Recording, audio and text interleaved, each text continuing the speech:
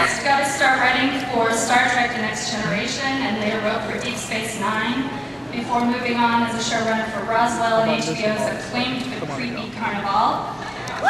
He faced controversy head-on when he decided to reimagine the 1978 TV show Battlestar Galactica, but now his new version of the show has earned its own legions of diehard fans, myself among them, and a recent Peabody Award as well. So here's executive producer Ron Moore.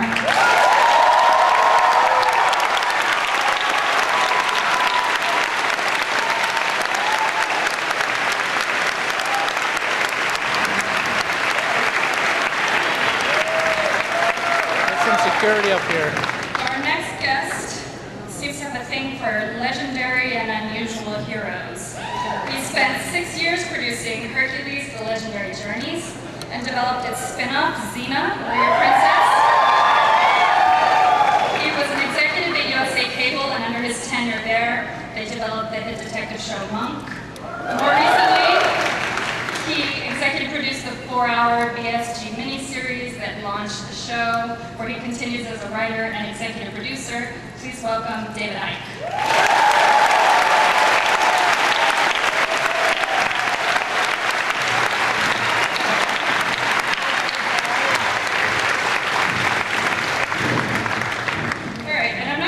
If David's history with Xena is the reason that Lucy Lawless is now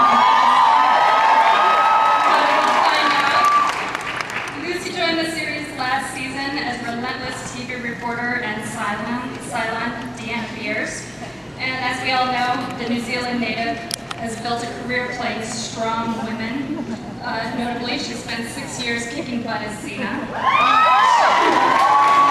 She has since appeared in guest roles on The X-Files. She appeared in the movie Boogeyman, and she will soon also star in a new sci-fi movie called Dark Room. So welcome, Lucy Lawless.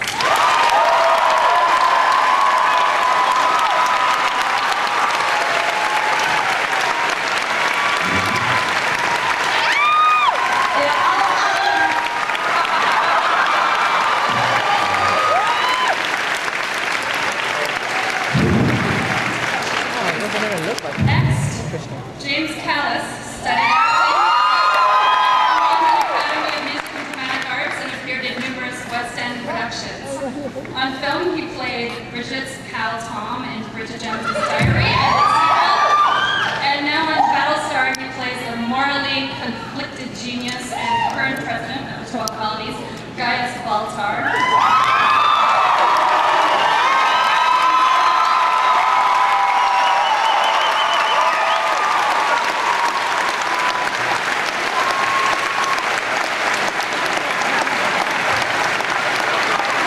Thank you. Nice to see you all.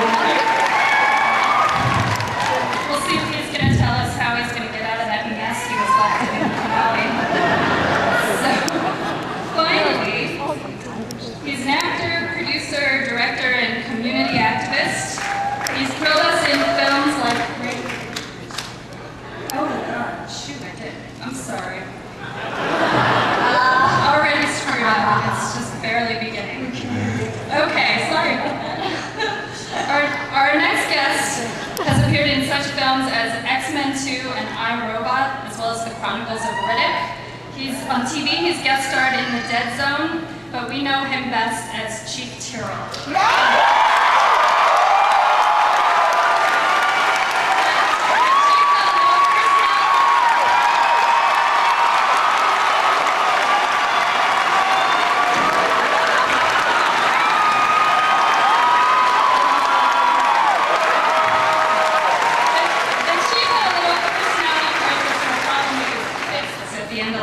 But he seems to be coming back strong in the next season. So we'll find out what's going on with him. Aaron Douglas.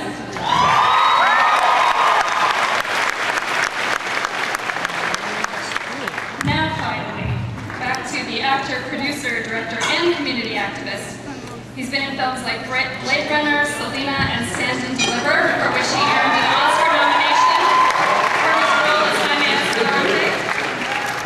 On TV, he won an Emmy Award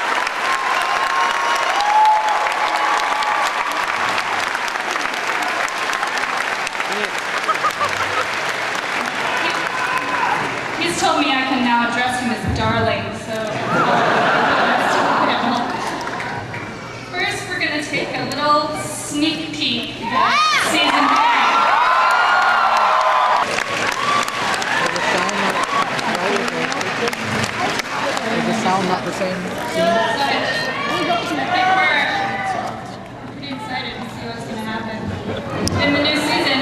I'm going to start actually by jumping ahead even a little bit from those clips, because in the current issue of TV Guide, we got a little bit of scoop from you guys that you told us that in the next season, most shockingly, one of the 12 Cylons may be permanently 86ed and by the Cylons themselves. So I just want to throw that just quickly to Ron and David and see if you guys want to elaborate on that. That's the first I've ever heard of that.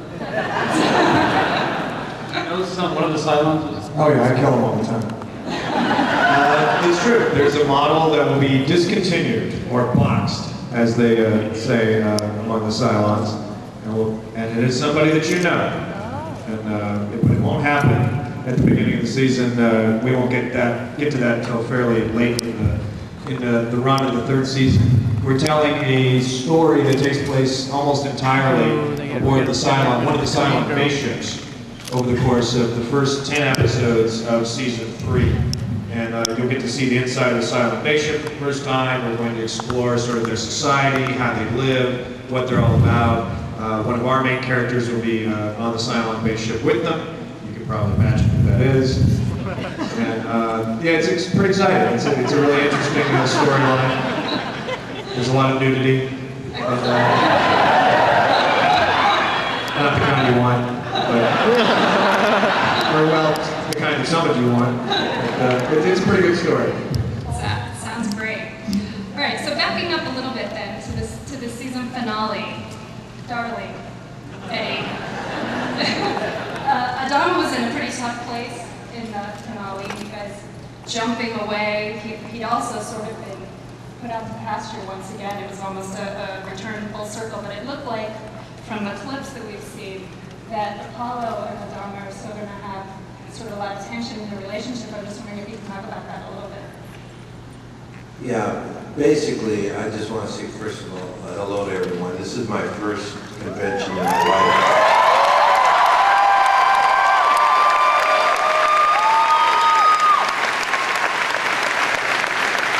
This is my maiden voyage, and I'm here to tell you that I'm not the kind of guy that's going to tell you get a life.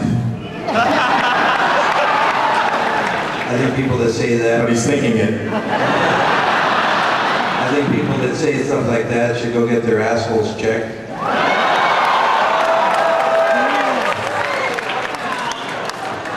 Only kidding, come on, joke. No, I just want to say, between me and Lee, it gets worse. I can't even begin to tell you what these guys at the other end of the table are doing to all of us.